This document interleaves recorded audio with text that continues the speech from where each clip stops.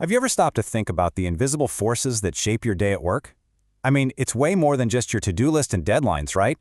Today, we're cracking open the playbook that explains how companies manage their most important asset, which is, of course, their people. So, what is it? What's the secret sauce that makes a great workplace really tick? It's the million-dollar question. And the answer, it turns out, isn't just about killer products or a slick strategy. It's about a huge shift in thinking, from just managing people to genuinely understanding what makes us, well, human.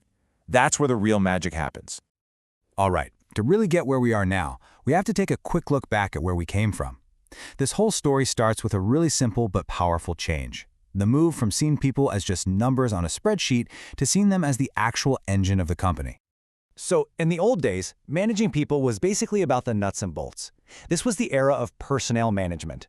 Think payroll, hiring, firing, and just keeping all the records straight. It was super important, yeah, but also very transactional. It was all about the paperwork, not really about the person. And you can see that evolution right here. Personnel management? Totally reactive. It was all about putting out fires. But human resource management, or HRM, that's proactive. It's about fire prevention. The focus moves from just ticking boxes to playing a strategic role, making sure everyone is aligned with the company's biggest goals. It's part of the core business now. And this leads us to where we are today, Organizational Behavior, or OB for short. And this is where things get super interesting. We stop asking what people are doing, and we start asking why they're doing it. OB is all about digging into motivation, leadership, and culture to figure out the human dynamics that really push a company forward. Okay, so if OB is the study of the people, what about the actual structure they're working in? Next up, let's look at the company's blueprint. You know, the skeleton that holds everything together and kind of dictates how work gets done. Before we jump in, just think about this for a second. If you were building a company from the ground up, how would you design your teams? I mean, how many people should report to a single manager?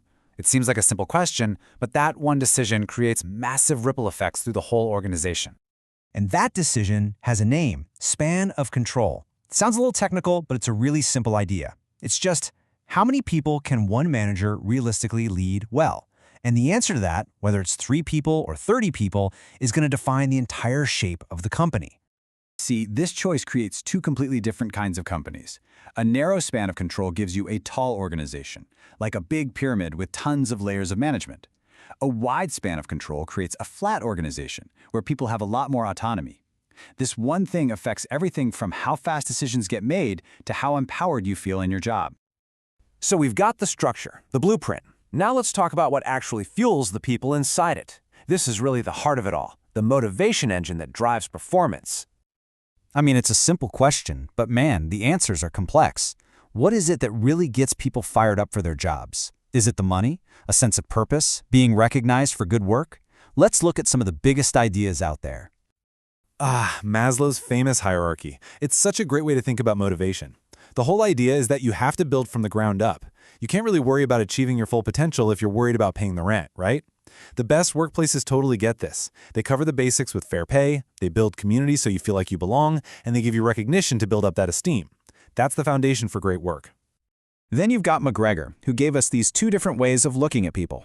A Theory X manager basically assumes people are lazy and need to be watched all the time. We're talking full-on micromanagement. But a Theory Y manager believes people actually want to do good work and thrive when you give them trust and responsibility.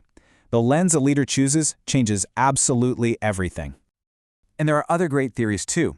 Herzberg had this fascinating idea. He said some things, like a decent salary, what he called hygiene factors, they don't actually make you love your job, they just stop you from hating it. Real satisfaction comes from motivators, like getting to tackle a tough problem. And Vroom theory says we're always doing this little calculation in our heads. If I work hard, will I do well? And if I do well, will I get a reward I actually want? If the answer is no, motivation just dies. Okay, so we've got a structure and we've got some ideas on how to motivate people. Now let's tie it all together and look at the environment itself, the leadership, the vibe, the culture that makes up the day-to-day experience of work. So Kurt Lewin gave us 3 classic styles for the captains of the team. You have the autocratic leader who basically says, do this. Then there's the democratic leader who asks, what do you think we should do? And finally, the laissez-faire leader who just says, you guys figure it out. Each one can work, but you need the right style for the right situation. At the end of the day, this is the goal, right? A happy, motivated team. But it's never just one thing. It's more like an ecosystem, where a bunch of different factors all have to work together in harmony.